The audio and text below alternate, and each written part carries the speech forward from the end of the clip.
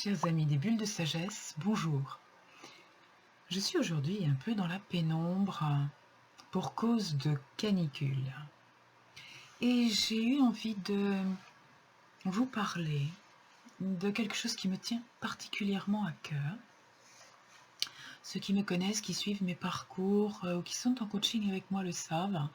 L'une des valeurs fondamentales pour moi est le respect. Le respect dans tous les domaines. Le respect en tant que geste d'âme. Le respect de tout et de tout le monde, y compris de soi-même. Ce respect, ça n'est pas je respecte la loi, ou je respecte les gens, ou je respecte mon mari, ou je respecte mon épouse, ou je respecte mes parents. Non, c'est il y a en moi un geste naturel qui est celui du respect de tout ce que je rencontre dans toutes les situations. Le respect, bien sûr, de l'être humain, quel qu'il soit, parce qu'il est un être humain. Le respect des animaux et des végétaux, parce que ce sont des êtres vivants. Le respect de toutes les créations de l'univers et de l'univers lui-même. Le respect de notre terre, de l'environnement. Le respect de ce que produit la planète. Et cela conduit à un certain type de vie. Et je pense qu'en fait, une grande partie des problèmes de l'humanité serait solutionnée si on revenait au respect. Parce que si l'on respecte l'autre comme on se respecte soi-même, déjà si on se respecte soi-même, première chose, et si on respecte l'autre comme on se respecte soi-même, alors on ne cherchera plus à l'écraser, on ne cherchera plus à le voler, on ne cherchera plus à le violer, à lui faire du mal, à l'exploiter, à l'escroquer. On ne cherchera plus à lui être supérieur. Si on respecte le vivant, on respectera la planète, on respectera l'environnement. En période de canicule, grandement due au réchauffement climatique, évidemment, il y a la possibilité de brancher un climatiseur pour se sentir bien, mieux. Ce climatiseur, il va augmenter le réchauffement climatique. Et dans 10 ou 20 ans, les gens qui vivront dans 10 ou 20 ans, 30, 50 a fortiori, vont payer l'égoïsme du climatisé.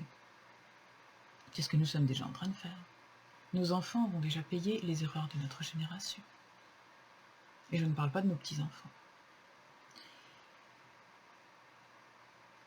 L'eau, quand il fait chaud. Certains ont un jardin. Oui, il faut que j'arrose mon jardin, sinon il ne donne rien. Oui. Mais arroser son jardin, ça veut dire prendre de l'eau. Où prend-on cette eau? Si on la prend au robinet, d'abord on arrose son jardin avec des produits chimiques. Bon, chacun est libre de faire comme il veut, mais ça n'est quand même pas une bonne chose. Et ça n'arrange pas la terre. Et en plus de ça, on prend de l'eau potable qui pourrait éventuellement servir à abreuver des gens. N'oublions pas que sur Terre, il y a une grande partie des hommes qui meurent de soif.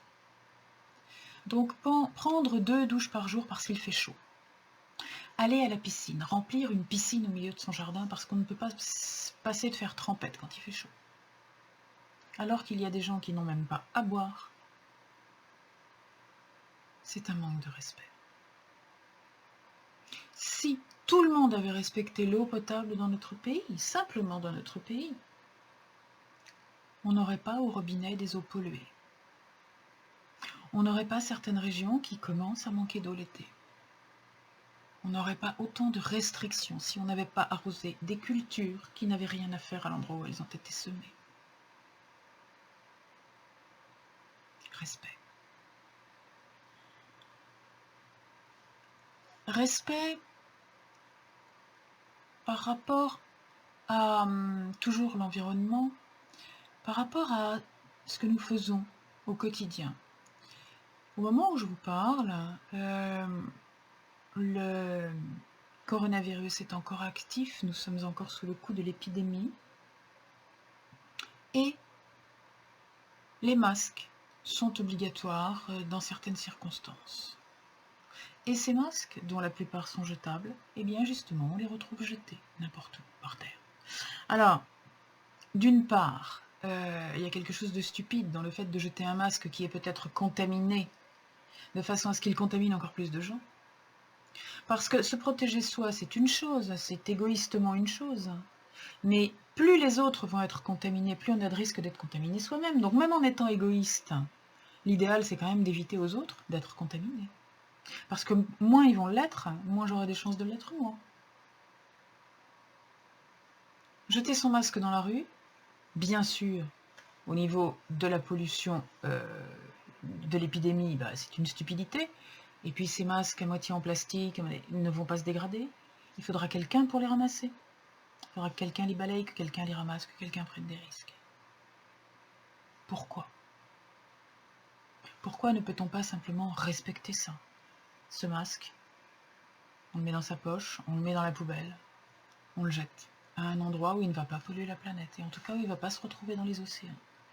Dans les océans, que soit dit en passant, il pollue. On est en train de commencer à analyser le virus dans l'eau.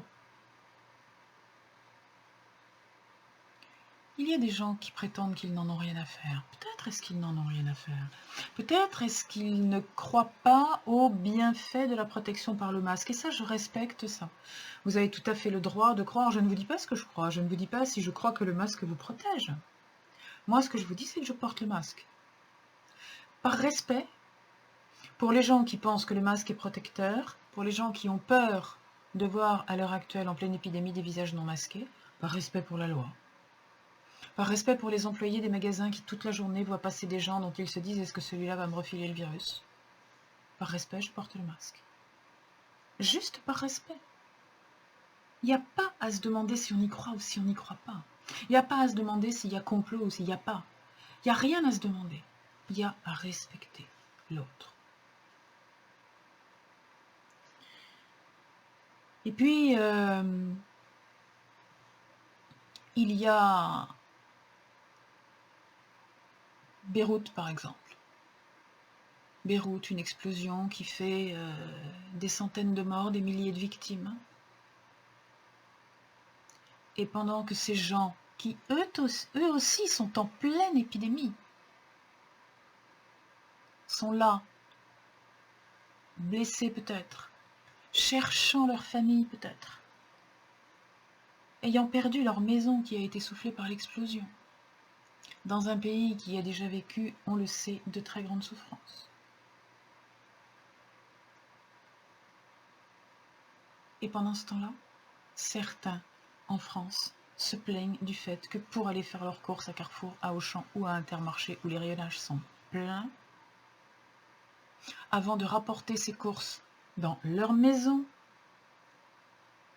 où ils vont être à l'abri, où ils vont avoir de l'eau au robinet, ces gens vont se plaindre d'avoir un masque à porter.